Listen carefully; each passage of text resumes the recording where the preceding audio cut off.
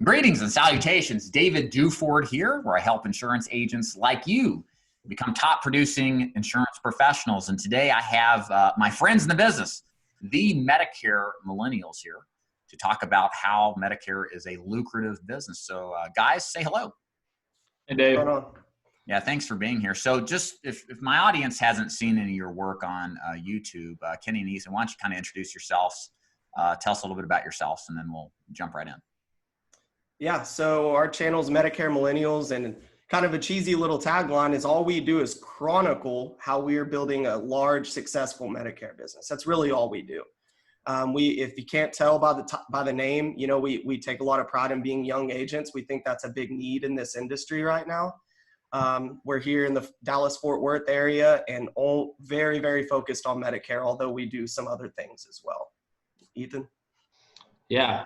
Ethan Gladwell here. Of course, we're in the DFW market. Like Kenny had said, we've been attacking Medicare for a short amount of time, but we feel like we've found the secret here, and we're trying to just share that and get that news out to everybody. Spread the good word. I think it'd be useful to kind of explain briefly your background, because Medicare is not the first product in the insurance business you've sold. You've kind of worked your way into this, and I think probably leads you to have a unique perspective on answering the question if this is a lucrative business or not. So just kind of briefly describe how you got to this point where your focus and specialty is Medicare. Go ahead, Ethan. Kenny, you want me to do this one? We've been doing Medicare supplements. Kenny and I have worked together for 4.5 years. He's actually the guy that's got me into the business. He roped me in. I can't get out now. And we got into the business 4.5 years ago, and the agency we'd worked at prior to this, they were all exclusive Medicare supplements, and they almost painted it or brainwashed us saying Medicare Advantage is bad, it's ugly, it's not attractive, there's no money to be made there. So essentially just stay away. And we carried that all the way over to, our organization that we started 2 years ago. And long story short, we just continued going to Medicare supplements, and we'd walk by every single Medicare Advantage plan, which here in DFW, there are a lot. And one day, Kenny and I got to kind of just talking, and we wanted to expand. We knew we wanted to do one more thing to add to our portfolio. We just couldn't quite decide whether it was going to be annuities or whatever it may have been. And we have a pretty good friend in the business who was doing Medicare Advantage and had been doing it for a couple of years. And after just several talks and discussions and conferences with this guy, he really eventually twisted my arm, in which it turned into me twisting Kenny's arm, and we got into it. So we've only been into it. October of 2019 was our first AEP. So we've been into it, 9 months now? And so not to get too long into it, about January, so we had a pretty successful AEP, I would say. But during OEP, Kenny found you guys and really took our knowledge of Medicare from here to here, and really showed us the way and the secrets and how to actually write Medicare business all year long. And that's when Kenny and I decided, shoot, we can do this. We absolutely can do this. And so what we've done is we've just really shifted our focus. I won't say 100% Medicare. We still sell the final expense and things like that, but we have really shifted our focus to Medicare and Medicare Advantage as well. So can you kind of, Kenny, maybe you can pop in here and answer this question for us. So if you can picture my audience, most probably are familiar with Medicare. Maybe they're even thinking about selling Medicare. Maybe they sell final expense like you guys focused on as your primary product at one point, or maybe they're just brand new. Kind of describe to us what makes Medicare a lucrative business to be involved in. There's a lot of different angles to hit that. But you mean, would you say in the context of relative to just selling final expense? Yeah, sure. I think that would be fair. Absolutely. Yeah. So I think it really goes from like a long-term mindset versus a short-term cash flow needs thing. And this is an important conversation to have with yourself or any business partners you have when you maybe make the leap, is nothing can replace that quick cash flow, consistent upfront money from final expense. So we continue to incorporate final expense for that reason. But when you look at 1 year, 3 years, 5 years down the road, do you want to continue to sell 20 cars a month to make your money? Or would you like to know that the effort and that you put in, as long as you service those clients, is going to continue to pay you? So that was one thing that made it attractive to us. But I want to make that really tangible for anybody listening to this. We look at everything in 2 blocks of 50 Medicare clients and blocks of 500. And just the rough renewal math on a block of 50 new Medicare clients is a little over $1,000 a month of renewals. Okay. For life. For life. Yeah, so long as you service them or they don't pass away, right? You have a little bit of attrition, but you can mitigate most attrition. And for every block of 500, it's over $10,000 a month of renewal income. Well, we try to sell between 30 and 50 Medicare plans per month each. And already in the first 9 months, we have around close to 300 Medicare clients each already. So just look at it from a block of 50 to make it a little smaller, or a block of 500. I mean, that's powerful, right? To think if I just get 50 customers, then starting the January of the following year, I can count on over $1,000 a month and just grow from there. Do 50, then another 50, and another 50, and another 50. So from a broad level, that's something that was really attractive to me when it was explained to me that way. And you don't have to quit selling final expense. It's ironically the exact same market that you're already working. You don't even have to change to going in on Medicare leads. We do, but there are plenty of successful Medicare agents that go in on final expense leads. So I hope that kind of opens the door to that conversation. Yeah, so the money's definitely there. And the great thing about Medicare is it's not today money, it's tomorrow money. And I'd like you guys maybe to expand on that. I mean, the nature of final expense, great product, but here today, none tomorrow, right? It's a first year driven product, a little bit of renewal, but the Medicare products bring in a lifetime renewal. What do you, from the standpoint, when we say lucrative, we think about the money that we earn, right? And the kind of money you can earn is significant. Well, let's kind of describe, and Ethan, you can pop in and tell me what you think. Let's kind of to talk about what this type of business model long-term affords you, not just in income, but in lifestyle. Do you have any thoughts on that? Well, just like Kenny had mentioned, I mean, if you can get 500 clients, Medicare clients, you're sitting at over $100,000 a year before you do anything, before you write a single other piece of business. So obviously with $100,000 coming in, you can pay for your leads. You can take time off. Maybe the stress, everybody knows what commission breath is. Maybe rent's close and you're just a little bit short on cash for rent. You don't have to worry about that anymore. I think I've talked about this several times. My lifestyle, I mean, Dave, I texted you 2 months ago, hey, I'm right down the road from you, yada, yada. I like to travel. And honestly, what I'd eventually like to do is get to a point where I can work AEP and OEP. So those 6 months, and then the other 6 months, I'm gone. So as far as like the freedom and the flexibility, that's what it's attracted to me. Obviously the money's great and helping clients out and things like that, but being able to not have to worry about that. If I wanted to take a week off, or, we got a buddy in town, whatever it may be, we can go do that. And it doesn't hurt the checkbook.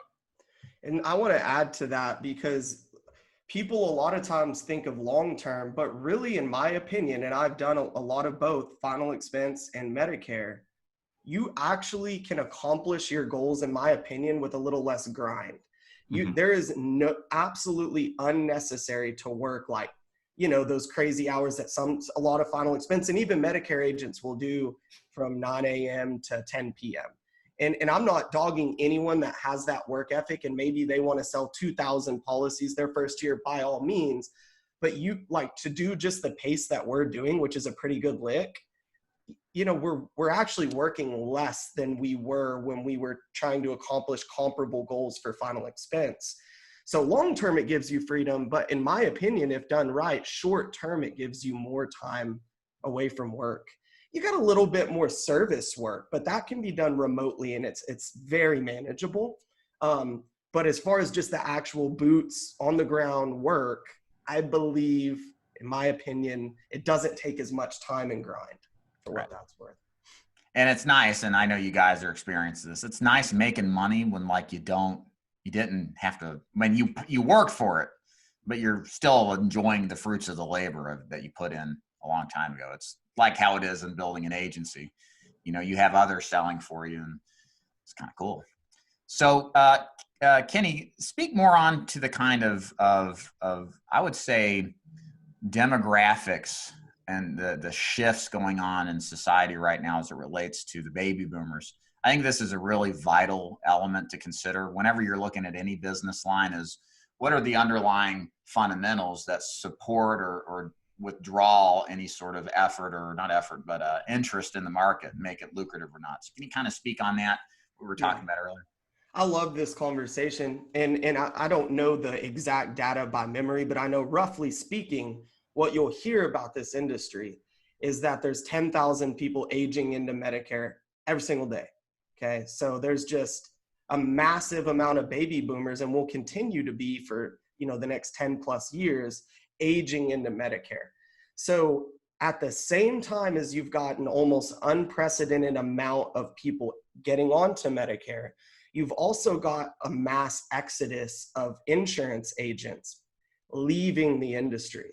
And that's why we just really love to kind of shout out to the young people this opportunity. If you're living in your mom's basement and you can't pay off your student loans, there is jobs out there. Here's an opportunity right here. The average age of an insurance agent, particularly in the senior market, is in the late 50s or close to 60 years old. And every single day, people I know in the industry are racking it up and calling it quits. I mean, do you think about it, when you're 58 and after doing all this work for decades, do you think you're going to work till you're 70 or 80? No way. No, nobody gets in this business. Well, I'm sure there's a few, but I'm not doing this so I can drop dead of a stroke, beating the streets for clients at 75. I'm doing this so when I do get to 50, I can take the foot off the gas and enjoy myself a little bit more. Yes. So that the overall business model, is there enough market space there? What would make somebody who's looking for a good opportunity be drawn to this opportunity? Those numbers right there alone should kind of paint the picture. There's a lot of people, there's a big demand, and we don't have quite enough supply. And every year we're losing more and more agents. So. Yeah. And Kenny, not only the 10,000 a month or a day or whatever it is that they're turning, I mean, think about the millions that are already there. There's so many people there. And it's not just 65 and older. Ethan and I sell a lot of clients, final expense market clients that are as young as, I have a Medicare Advantage client in their 20s. Just wrote a 27. There's a lot of people on disability Medicare, and they need Medicare plans just as bad as somebody 65 and older. So there's a huge existing base as well. I'd like to throw a couple of stats out there for the audience to consider too. I think just, again, I think you guys have made the sales pitch and it's clear that there's huge opportunity, but to me, it gets even better. So number one, from 2020 to 2040, 25 million people will be added to the register of people who are 65 and older. So there's approximately 50 million right now. In 20 more years, it's going to be 75 million approximately. Okay. Like you said, the second stat you guys mentioned, average insurance agents getting close to retirement. He or she is leaving the business in droves. And if you look at the attrition rate, agents failing out of the business, quitting out of the business, and versus the ones that are coming in, on top of the number of prospects coming in, it cannot keep up at the same ratio. So in other words, there are more prospects, but then there are less agents to handle them. That's the perfect setup for a business, if you ask me. And this is fundamentally true, not just today in 2020, but for the next 20 years, if not longer. So if you're looking for a career, lots of opportunity there. And then I think this is important too. Medicare, it's amazing how many, that's just so much great stuff here. Medicare, first of all, political third rail. If you go out and try to change Medicare or reduce benefits, you will have millions of seniors go to the voting register and vote the bums out, Republican or Democrat. Seniors you have to understand this. A senior who's getting Medicare has paid into the system for decades, okay? It is their right. That is how they feel about it. They have earned the right to access it at that point. And there are so many, again, with this growing block of business, that if it gets toyed with, you risk losing your job as a politician. And all politicians want to keep the gravy train going. So why would they do that? So I think from the standpoint of from a political protection, you're not going to see that. And a lot of, just think of what's happening right now with the economy, guys. I mean, like, so much is going on. We're right in the middle of COVID-19. And have you guys seen a reduction? It's a good point to bring up. I mean, have you guys seen a reduction in interest or business when it comes to Medicare? No, I don't think so. We were doing phone sales during the height of everything. We have gone back to face-to-face. This is my second week out. And what I've seen, at least, and Kenny, you can probably add on to this, but what I've seen is these people are excited to see somebody. They're excited to have somebody get to the house and explain something to them, and show them that maybe they are in the best spot or maybe they're not. But no, we haven't slowed down any. In fact, I feel confident that we're getting more appointments booked right now. We're seeing more people, less no-shows. I don't think I've had a single no-show, maybe one in 2 weeks, which is, as you know, in the insurance industry, that number can be high. So I think it's been great. So and you make a great point, Dave, when you talk about just the kind of macro level protection, that you can feel a little bit of confidence that unless the whole world turns upside down, which this year, maybe we're as close to it as you can be, but that you can feel confident that the Medicare market is going to be there, right? Like, from a political standpoint, the rug's not going to get pulled out from under you. Definitely not easily and not overnight. Right. But from a micro level, what makes Medicare along those same lines like a necessity at a macro level, but on a micro level, it's such a complicated, what would you call it, system, Medicare is. It is not, it's straightforward maybe to us as an agent who has learned it, but to just your everyday layman that's out there, they qualify for Medicare, they don't know where to begin. So it's much less sales oriented, like maybe a final expense product or a prepaid burial. It's very much less about the product, and it's much more about the relation and like an advisory type sale. So what I like about that is you're almost indispensable to that client, right? So with final expense, these seniors need that product. However, it is still in some ways discretionary based on their view on who's going to take care of it after they pass. With Medicare, maybe 1 in 1,000 would tell you it's discretionary and they're not interested in having Medicare, right? They have no choice but to, number one, use it, because at that age, almost everyone's got to use it weekly, monthly. But number two, they don't even know which direction to go. So I think that should be attractive to agents that want to feel like they are, I guess the best way to say it, they're needed. You know what I mean? There is no substitute for the advice and the guidance that you give to these people, which makes it a much more relational type sale and a relational business model. Do you guys, and that's a good point to bring up, it's 2020. Amazon has destroyed the mom and pop retailer. Walmart did too before that. Are you concerned at all with a risk of, say, AI or some big name coming into the business and gobbling up market share and making your job harder? Or do you think this business is different in some way? No. I mean, why would be good to do. Like life insurance, you've got the Policy Genius, these guys out there that's kind of got it all automated. I know that, Medicare, they've got call centers, and we run into a lot of folks. That's one of the questions I ask during my needs assessment is, how did you get this, and where and when? Because I want to know. And so, no, I don't. Sure, you're always going to have those people, if they do automate it somehow where they can click a button and it's taken care of next day or whatever. Sure, you're always going to have those people who think they're avoiding getting sold or whatever it may be. You're always going to have those people in whatever industry that is. But no, at the end of the day, these people, especially the ones over 65, they don't want to depend on technology. They don't want to make a mistake. They understand it's their health insurance, and one mistake could cost them hundreds or thousands of dollars. So no, I don't believe that. I'm not nervous, at least, that anybody's going to come in here and develop some sort of technology that's really just going to take it all away from us. I believe they're going to want that personalization, what Kenny had said earlier, the relationship. They want to know at the end of the day that they're being taken care of and that they've made the best choice. And to add to that, there is always going to be a certain segment of the population that just buys something over the phone. And that's fine, right? Like there's always been that, and there will continue to be that. And maybe it will even grow as seniors become a little bit more adept to Facebook, cell phones, technology. And so there's always going to be that. And I'm sure that the technology market will grow in the senior market, but so will the need for face-to-face agents. Because for every person that's willing to just buy something over the phone, there's another person that says, I don't understand what you're talking about. Like I need to sit down with someone face-to-face and see this. And I'll also throw something out there. I love these call centers. I mean, they're practically giving me business, because not all of them, but many of these big call centers, they just pick one or two plans and they just throw it against the wall, tell them what's beautiful about the plan. And they don't even take so I'll sit with somebody and they'll go, I got this plan and none of my doctors take it and 3 of my drugs aren't covered and I'm just in a mess. And now not only am I able to help them, not only am I able to make some money, but I'm their savior, right?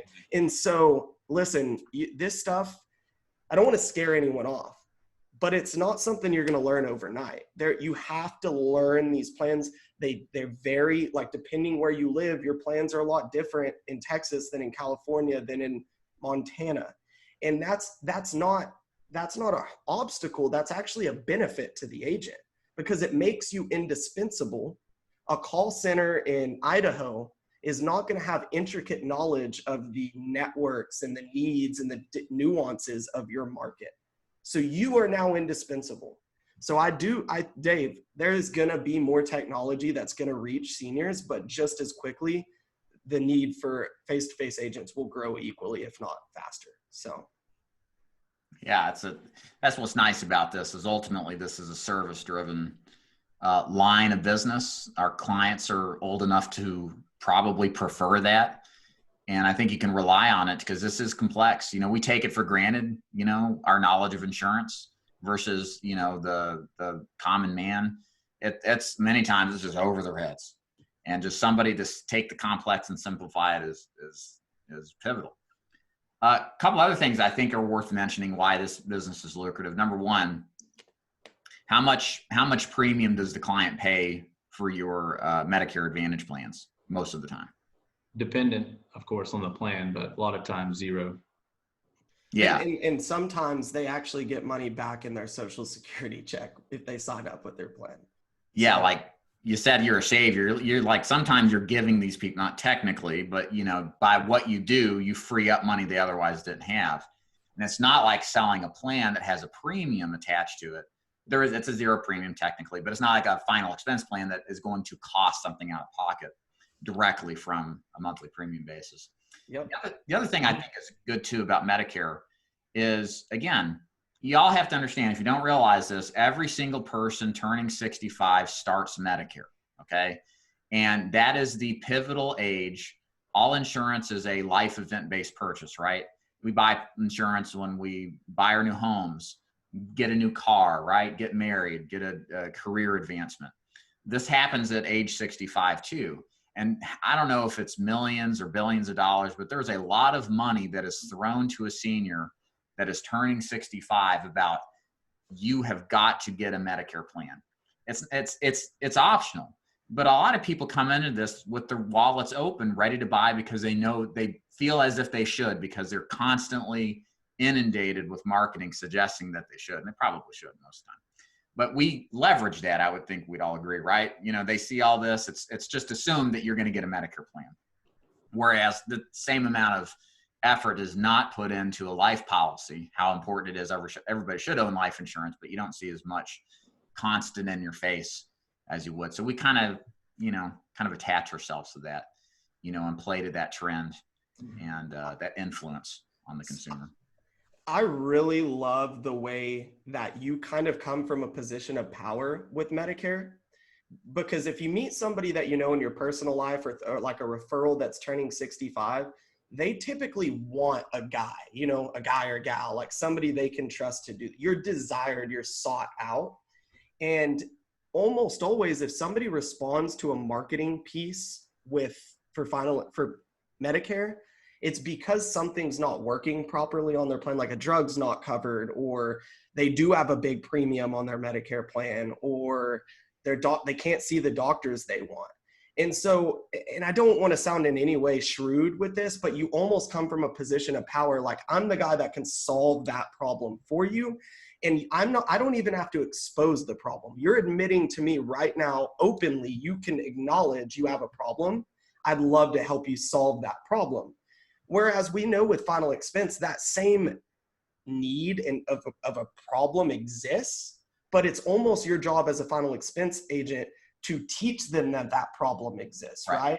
Mm-hmm. It's not that way with Medicare. And I like that. I like coming from the position of, I'm almost like, do you want my help or not? Here I am type of deal. So for what that's worth, that's really cool. Ethan, Kenny, any last thoughts on why Medicare is a lucrative business? Anything we want to hit on? I mean, we've covered a lot of bases. I think it's clear that there's tons of opportunity in this business for the right agents. Is there anything glaring we haven't hit on as far as what makes this business special?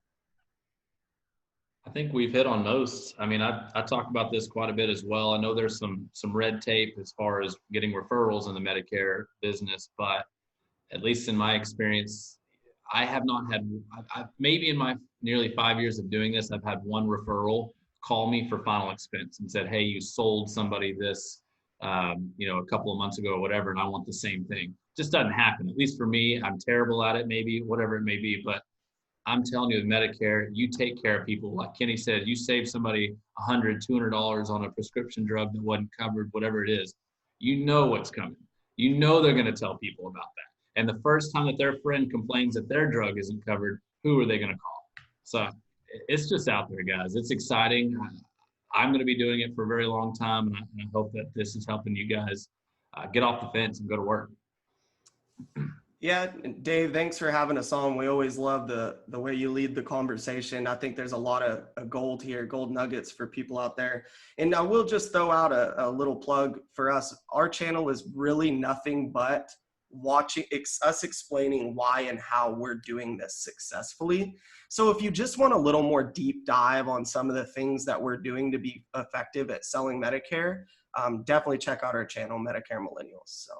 And I'm going to link your channel below. So if you guys haven't subscribed already, please click that link, then hit the subscribe button, and then you'll get content. They put out a lot of content about Medicare. So if you like what you saw today, there's a lot more wait for you. Kenny and Ethan, thank you for your time. I appreciate it. Thanks, yes, sir. Dave. Thanks, Dave. See you next time. Bye.